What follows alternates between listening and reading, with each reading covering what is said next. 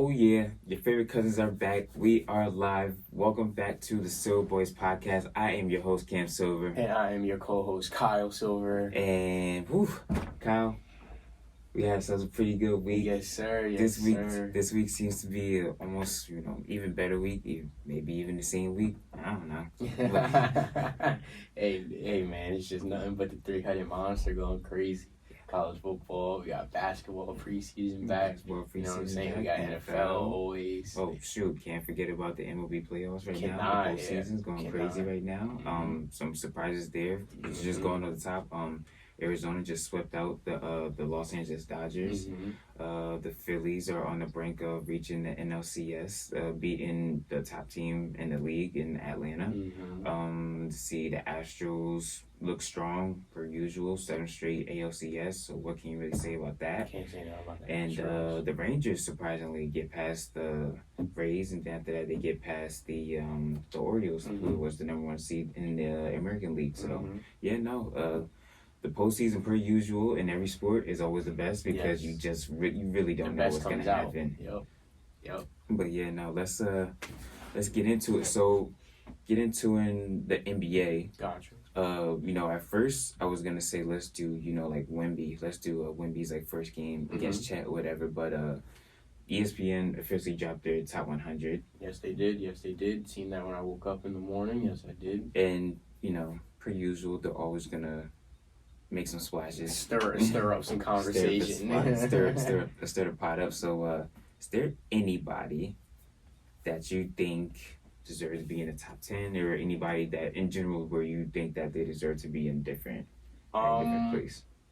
I would argue that Jokic should be number 1. I was a little shocked to see Giannis at number 1, just a little bit. I think after how everything fell out last year, I understand that. I mean, I understand that he got hurt and whatnot, but Jokic is just on another level too. Correct. And he just won the championship, so you got to give him his respect at some point. Would have liked to see Jamal Murray hired. Yeah. That is somebody I did think that should have been a little higher too. It's weird doing the rankings because it's like, how do you officially rank everybody? Exactly. What are you basing them off of? Right. First of all, and then, SGA at 8. Proud of him. Shout out to him because that boy could ball. Right. That boy is a natural born baller. But for him to be, number 8, above LeBron, above AD, which you can make that argument. You can make the argument, especially after the season that he just had too. Yes. But to not at least have Jamal Murray up there too, having the season that he had and the playoff run that he had. I just just little things like that. But I don't genuinely have a problem with it. Overall I wasn't all that mad with this list. I guess a surprising one for me that I'm looking at right now is the fact that Victor Wembanyama is number 47. On the list already. And he hasn't even played an NBA game. He hasn't played nothing yet. That's always been one interesting thing to me. Klay Thompson at 41. Got DeMar at 39. His teammate Zach LaVine at 38. Bradley Beal 37. Ja's only at 35. Ja's at 35. And Kyrie is at 34. See, that's the thing. That's why I don't know if I could basing that. I don't know if I could put 35 other players above Ja. And I don't think I could put 34 players in front of Kyrie. No. Based off of basketball talent, I don't care about the stats. I'm talking about talent. Yeah, exactly. I'm talking about if I need a bucket. I'm talking about more so just the fact that basically anytime you have the ball in your hands, there's a fear factor there. Defenses are going to play you over the top because you're Kyrie Irving. You know what I'm saying? So 34 other players better than Kyrie. No. Let's just be honest. No. It's not. I don't agree with that. No. I don't agree with that. I don't. Neither do I. I can't. These are supposed to be ESPN experts, but okay, they got it. Yeah. So another person, Lauri Markkanen. He wasn't even ranked last year, but now he's 28. 28? 28. Not over John, not over Kyrie. Your list is invalid at that point. Your list is invalid. It's case from here. It's legit case from here because there's just I don't. You see what I mean? Is that, and I'm gonna keep explaining it as long as we're talking about this, as long as we're on the topic. How are you exactly formulating this list? How are we grading this? My man was just in the army, like, you know what I'm saying, over the summer, over the off season. And I understand, he had a great season with Utah. He did spectacular. Mm-hmm. But once again, can you really put him in front of Ja? Can you put him in front of Kyrie? Can you put him in front of DeMar DeRozan, Zach LaVine? Nah. Exactly. Based off of talent, based off of, what they can do. And, like I understand Lauri Markkanen is basically the Utah Jazz. Mm-hmm. Cool. But, yeah, like I just can't. Going off of the eye test alone. Yeah, no, the eye test won't let you go. It doesn't even matter if you're casual to the game or if you're an expert to the game. The eye test will not let you put Lauri Markkanen over a Kyrie Irving or a John Morant or such. Mm-hmm. Yeah, no, this list is very interesting. So I see we have found some. We have found some holes. This is actually a good one. How do you feel about Jaylen Brown being at 19 after a rocky end to the season last year? Because he's justifiable because he's only a couple spots behind Jamal Murray at 17. Jamal Murray should not be 17, man. No. He should not be 17. But I don't know, Cam. And then they kept Dame in the same place as he was last year and put him at 14.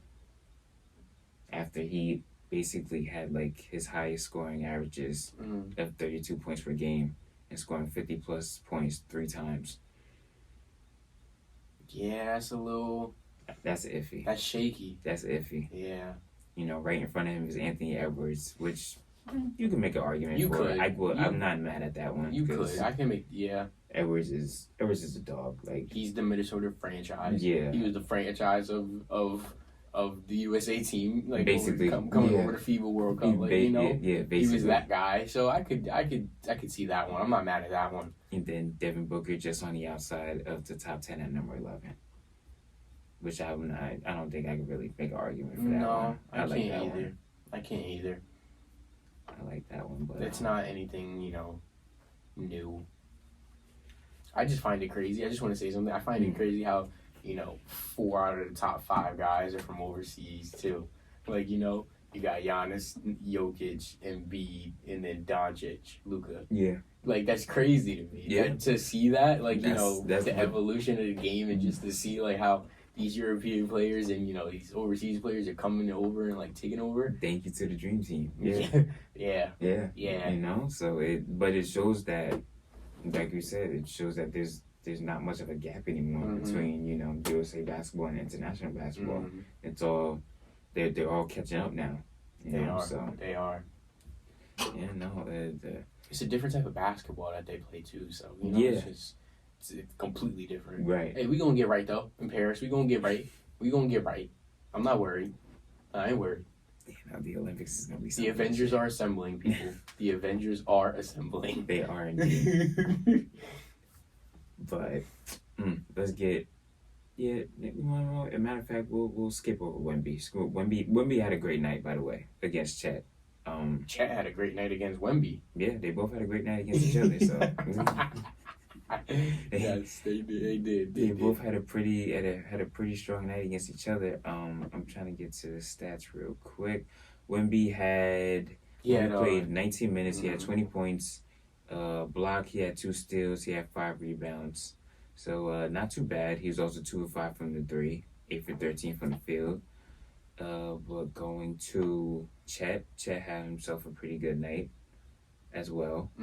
16 minutes, 21 points, 9 rebounds, 1 block, 2 for 2 from 3, 7 for 10 from the field. So 2 big men that are 7'2", 7'3", 7'4", that can just hit the 3. That can spread the floor. Also get to the paint. They know how to create for themselves and others, which is scary. So they have bright futures in front of them. and I'm very excited to see what they do. But let's go back to college football. So this past week we had a pretty good week. The Red River rivalry was really good. Oklahoma came out on top, boosting their rankings up, while Texas goes all the way down. All the way down. Not all the way down out of the top 25 though. They're still there, but they moved down like 7 spots from like being number 4 to like being like number 10 or number 11 now. So that's a big jump. That's a big drop. That's a big drop for them. We was talking about Texas, like, hey, Texas is here. Yeah, and they look like the most complete team, and rightfully so after beating Alabama. But then they still have a favorable schedule, so if they could just win up the schedule and then meet Oklahoma in the Big 12 championship, maybe get that back. Yeah. I see what you're saying. And then after that, they'll be able to, they should be able to have a fighting chance. If anything, they should be in the college football playoffs. But that was a great game. That was one of my favorite games I watched. A game that pissed me off all the way was Miami though. Oh man, we gotta talk about it. We gotta talk about it. We gotta talk about Mr. Cristobal over here, man, because that was 3rd and 10. 3rd and 10. There's less than 30 seconds left. Georgia Tech has 0 timeouts. You have all of your timeouts.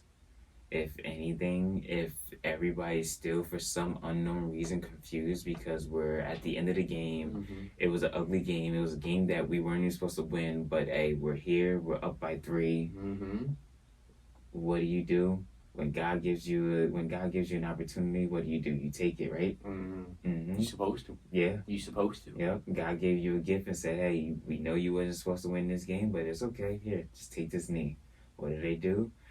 They decide for some unknown reason to try to run for a first down. And then the worst of the worst comes to happen. The worst. They fumble the ball. And then next thing you know, Georgia Tech goes down. What is that? I think in 2 or 3 plays, they go down 70-something yards, 80-something yards, and score a touchdown. Yeah, that was bad, man. That was bad. I'm not even a Miami fan, but I was yelling at my TV, what in the world are you doing? I don't understand that either. Just to see the kids on the sideline too, like you seen homeboy crying. Yeah. Like in the clips, like, oh my god. I was like, what's going on? Why would you not take the knee? You had the game. You had the game, and I hate, I understand the people out there saying, 2 hands on the ball, 2 hands on the ball. First of all, let's put this out there. First of all, the running back, I forgot his name, but the running back should not have been put in that position, one way or another. There's just no way in the world. I would have never put my running back in that position. 1, 2, like I said, you literally were about to escape an ugly game where there were turnovers, miscues. You just couldn't get it right, but you somehow, some way came out with a 3-point lead at that time. Take the knee, it's fine. You're not going nowhere. Exactly. You had the game won. Right then and there. Guess what? You take the knee. You still have an undefeated season, and then the next week, which is this week, you got to play North Carolina. Now the interesting part would be how will they come out now? Because my biggest fear right now is that now the players don't trust coach. And I'm afraid that morale is going to be it's not going to be there at all. It's not there. And once you lose the team, it's over. Yeah. It's over. It's over. Yeah, no, it sucks because Miami, every chance, every time, every year, Miami always had that chance to, come back and be the Miami of the old. And every time they get that chance, they squander it. It's just like... But that was bad. That was bad. Really, that was horrible. Bad. That was horrible. Really bad. That's one where, I'm pretty sure if Miami didn't have to pay out Cristobal over 70-something mil, they would have fired him immediately. Let's just be honest. And the funny thing is, as you were talking about earlier before we started recording, how this isn't the first time that he's done this. He did it when he was at Oregon. He did it twice in Oregon. He did it against Stanford at one time, and then he did it against Auburn, where Bo Nix, out of all people that they were playing, came through and lit them up at the end. Because he decided to, I think he called the timeout in the first play of the game, and then after that he mismanaged and called 2 more timeouts at the end of the game that back to back, that messed them up, and basically gave Auburn their chance to go down and score, which they ended up doing back then. But yeah, no, You could say something with him and clock management. Ain't really there. It's something where it's a little hollow. It's something where I remember, if I'm not mistaken, I remember when I was in high school when my dad and Coach Floyd and all of them were coaching. You would have your assistant coaches kind of game manage a little bit for you because the head coach would be so into the game trying to figure out, putting his players in the best position. Sometimes it's not bad to have your assistant coaches there, you're like, all right, this is what we're going to do. We're going to get everybody in position, do this, do that, and the third, you know what I mean? Time management is crucial. It's one of the most crucial aspects of the game. So it just looks bad. Looks really bad. A team that is more than likely not going. Well, I would say not even more than likely. They're just for sure not going now. Notre Dame. That was a bad loss. Notre Dame over the last couple of weeks have had a roller coaster ride. The close loss to Ohio State. Then after that, they get that emotional win over Duke. Basically on the last drive, and then after that, you're going to Louisville and you just don't have it. Nothing at all. Nothing at all. Couldn't figure it out. 30-22. Yeah. 33-20. Excuse me. Against the 25 ring team in Louisville. Notre Dame at 10. Yeah, that's bad. That's bad. Louisville came to play though. You got to give them their props. You know what I'm saying? Yeah, no, they balled. You got to give them their props. They held defensively. Held Notre Dame. Couldn't get nothing going on the Notre Dame offensive side of the ball. Correct. It was just like every time I feel like we watch Notre Dame, like I feel like they're a roller coaster. Yeah. It's always so up and down. Like during the course of the season for them, it's never consistently like increase. Right. It's like a up 1 week, down the next week, up 1 week, and then it plateaus a little bit, then down again or up again. Like it's never consistent. Yeah, no, that's exactly what it is. And then this week they got USC, who just escaped. Escaped an narrow one too. Super overtime battle with Arizona, who Arizona in their right played a great game. They did. They but Caleb Williams is, if there's a will, there's a way. Caleb Williams is a bad boy. Bad boy. At this point, if he doesn't get injured, just lock him up for the Heisman. Just lock him in. You have to at this point now. Nobody else is balling like how he's balling. Yeah, no, he's really doing his thing. I like what he's doing. Yeah, I like what he's doing. It's amazing to see. It's amazing to see. It really is. I can't lie, but yeah, no, college football is just all over the place right now. Ooh, told you about Rutgers.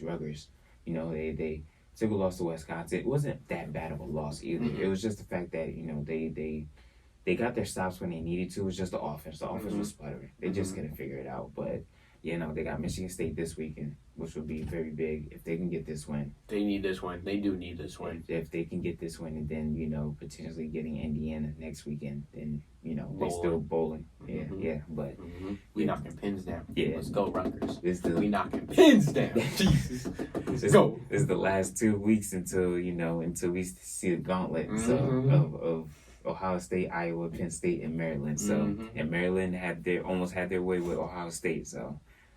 Yeah, you're right about that. Yeah, it's scary in that Big Ten right now. We hitting a real scary midpoint in the season where it's like, ooh, all right. Like what are these teams about now? Right. Like who's gonna be the dogs that are gonna get this through on top? Exactly. It's getting to it, but let's transition over to the NFL. Yes, sir. Before we get into things that happened this past weekend, updates, because there are a lot of injuries. So Justin Jefferson looks like to be on IR with a hamstring injury, and if you're on IR, you're going to be out for at least 4 weeks. With Jefferson, with the team being 1-4, if they don't win any games, I kind of see it hard for him to come back. That too, like Detroit already got that division unlocked. Yeah, that division done for. HN, running back for Dolphins, he's on IR with a knee injury. James Conner is on IR with a knee injury. Anthony Richardson is out with a shoulder injury for right now. The Bills, they more injuries to their defense. Matt Milano and defensive tackle Daquan Jones are likely out for the season. hurts them a little more because they lost Tre'Davious White last week with an Achilles injury for the season. So, that good thing is that Von Miller's starting to ramp it up, but that's still a lot, to make up for because you're losing in a secondary, you're losing in that second level of Matt Milano, who's easily one of their best players on that team, especially on that defense. Yes. So, that's gonna hurt them. But a week, a very odd week almost to a point.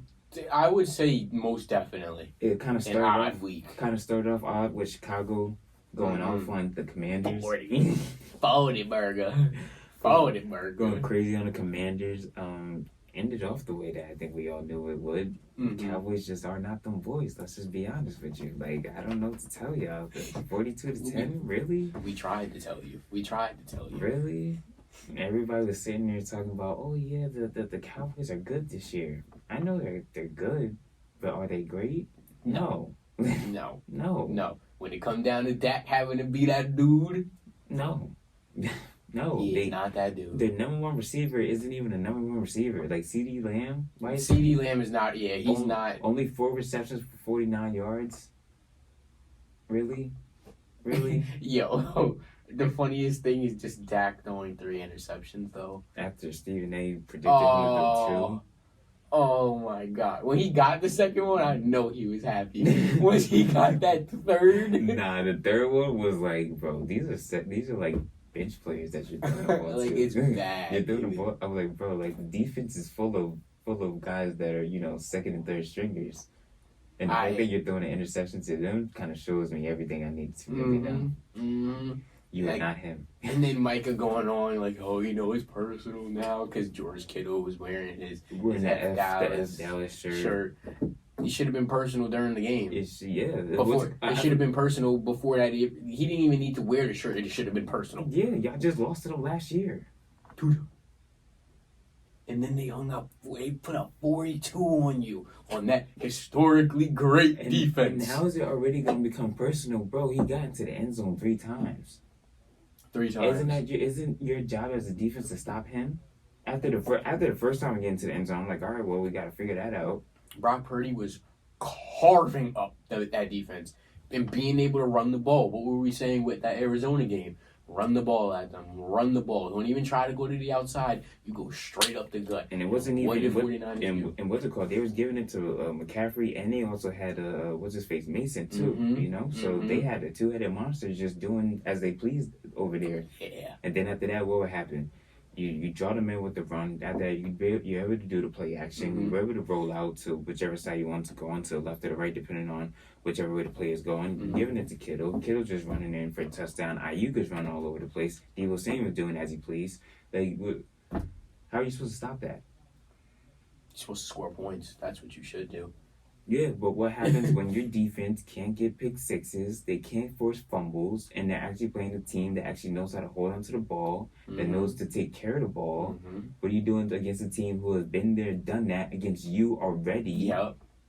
And then plus on top of that, your offense has nothing spectacular. There's no explosiveness to it. There's no movement in the pre-snap. There's all nothing. San Francisco do is pre-snap movement. If you watch the best offenses right now in San Francisco and Miami and Buffalo, they're all sitting there. You got Deebo Samuel or whoever just running back and forth, confusing the heck out of everybody because they have to keep shifting. They got to keep shifting. You have to keep stay with him. Exactly. So somebody has to stay with them. You don't know if George Kittle's going to sit there and block or if he's just going to shed a tackle and then after that go off for a catch. Excuse me. You don't know what Brandon Ayuk is going to do. If he's going to come do a curl route, if he's going to do a post, is he going to do a shallow? There's a lot going on. So much. And then with Dallas, though, all you have to really do is sit there. Because they ain't checking nothing. Yeah. Dak ain't checking the line or anything like that. Nothing. Yeah, It's bad. That was bad. Because you expected, I expected Dallas to give a fight. Yeah, that's what I expected too. I expected a closer game. Yes. I expected, I'm not going to say I didn't expect Dallas to win, but I expected, I just expected them to fight, like you said. Not 42-10. No. Not 42-10. No. They put up 10 points. Dak Prescott put up 10 points. Their last score was in the third quarter. 10 points. Their last score was in the third quarter, and it wasn't even a touchdown. It was a field goal. This is America's team, y'all. This is America's team. It ain't my team, though. I tell you that. It ain't my team either. Because that was atrocious. Even my team somewhat look better than them because. Shout out Steelers though. We somehow. I mean, I'm not even gonna lie. It wasn't even the Steelers in reality. The fact that the Ravens wide receivers could not catch all day. That was bad. That was terrible. Horrible. But shout out to that defense, man. TJ Watt came in. That boy bad for that, man. That boy is, oh Lord. He's just like his brother, bro. Oh, yeah, that was those 2 sacks he got, in that strip sack. The strip sack was amazing. Joey Porter's interception in the end zone at the end of the game was awesome too, to give them that final drive. So the defense is, as usual. Their defense somehow, some way. Exactly. They gave him the chance. All they have to do is get the offense, and the offense doesn't even have to be really spectacular. They just have to be good enough to score enough points. Mm-hmm. That's all it is. Yeah, just get George Pickens the ball. Yeah, because you've seen what happened. You've seen what happened when he went on 1v1 man coverage. Hey, let's go. Kenny Pickett was like, boom. And that's what I mean by you have to get your ball to your number 1 receiver. Yes. If you know what I mean, like. Going back to the Dallas game, CD was getting locked up. I remember they were showing the highlights or whatever. CD was getting locked up. Mm-hmm. But guess what? Even when your number 1 receiver is locked up, though, you still have to figure out a way to get him the ball. Spread the ball. What's it called? The defender was draped all over George Pickens, but Kenny Pickett gonna make sure he get that ball somehow, some way. It was the separation he created off of that. Just like, let's go, just go deep vertical, go, and the separation. Oh, that was a beautiful football play. Yeah, like you want to know what football is like truly about, like in the things. Right. That was what it was about right there. Yep. That's what I just love to see it. That was a crazy game. That was a crazy game because I didn't think that we won it. Mm-hmm. But yeah, no, that was awesome. This weekend we got a pretty good slate of games going on. Baltimore and Tennessee over in London this morning. Kansas City has Denver on Thursday night. Giants take on the Bills on Sunday night. So cool. Okay, never mind. That's our episode for this week, everybody. I hope you all enjoyed. As usual, I'm your host, Ken Silver. And I am your co-host, Kyle Silver. And we will see you guys later. Thank you. Peace.